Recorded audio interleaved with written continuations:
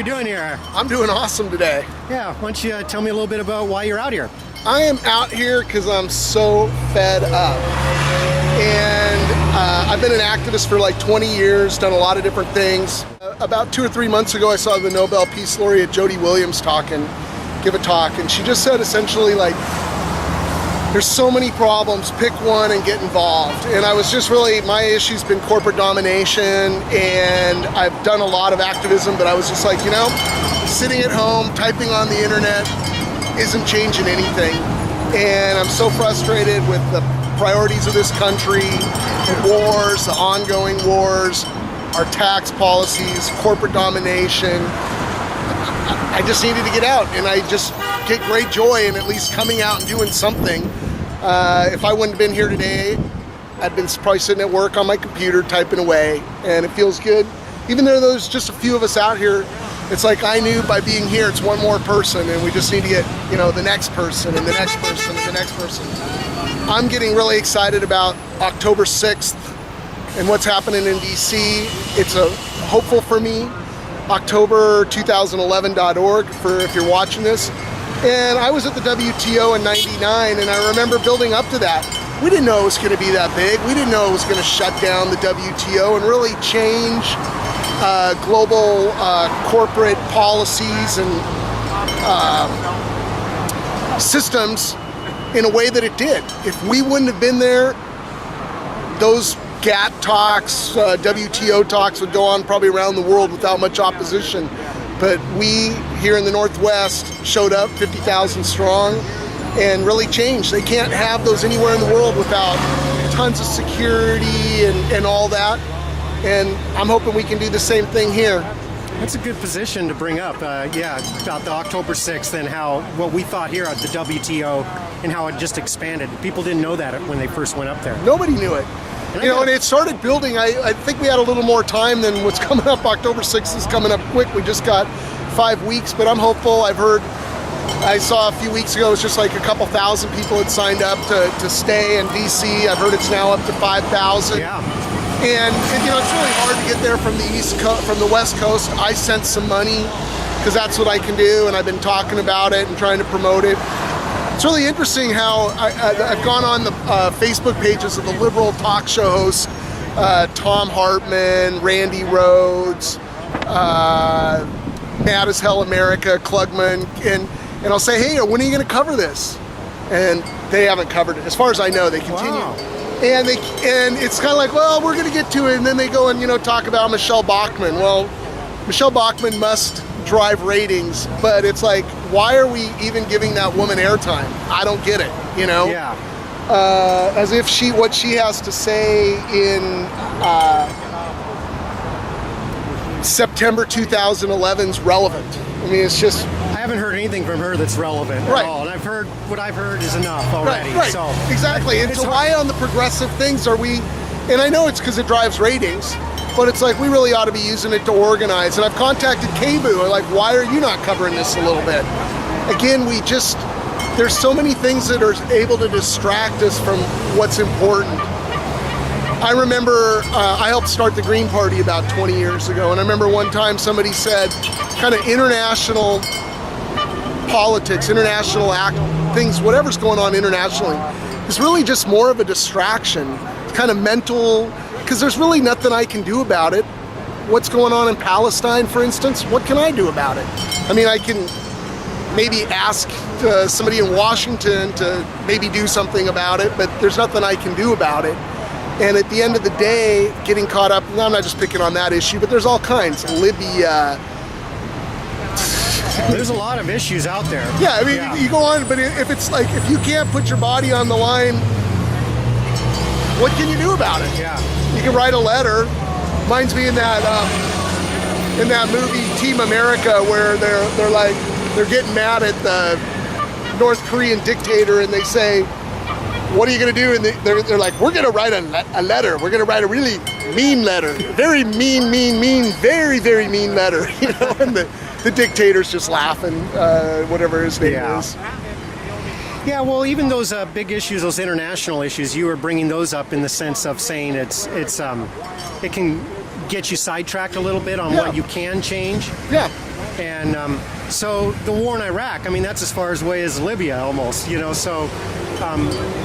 Well, the war, Yeah. when we're in a military action, it's a little different because it is a domestic policy that's impacting over there. But I look at, I just haven't been even following the news to know, but there's just stuff that comes up all the time that it's in that kind of realm that, save some species down in the rainforest. Well, if I do want to save the rainforest, these are all important issues, but if I can't really put my body on the line or go see it or touch it, can I really impact it? Yeah. It doesn't. You may have some solidarity. You may be able to read, write, talk, Facebook it, do Yeah. something like that. But as far as actually putting your body, getting right involved in it, with your body, with your being, right? Yeah. Like you can right now, being Yeah. all right here, protesting the war and what our country's doing. And what our- Libya's doing, you can't really do that, Yeah. so to speak. That's what.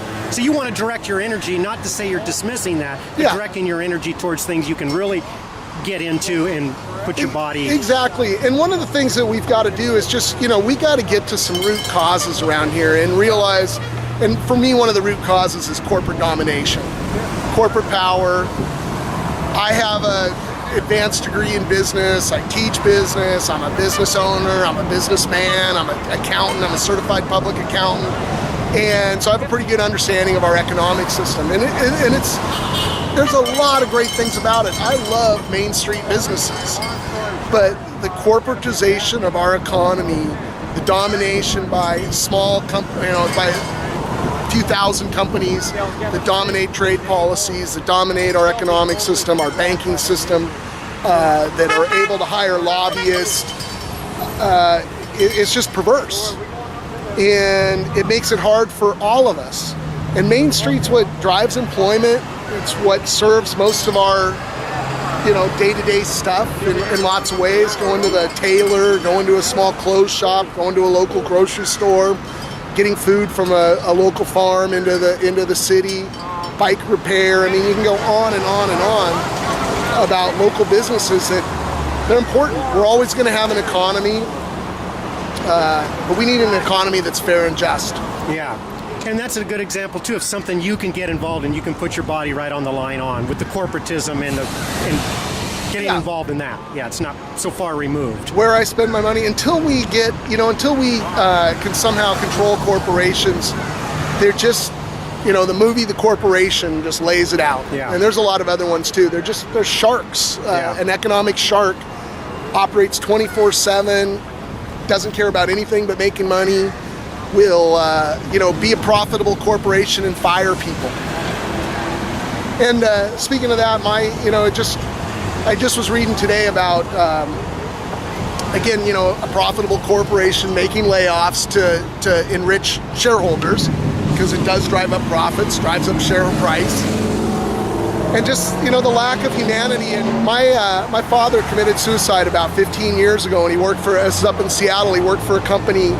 And he was in his late 50s and he got laid off. And if you ever study depression, some of the big things are divorce, death of family members, job loss, especially a man of my dad's age and in that kind of era, so connected and identified with his job. And getting let go, it was at a point too, he was really worried about what would he do. He was, who hires a 60-year-old essentially?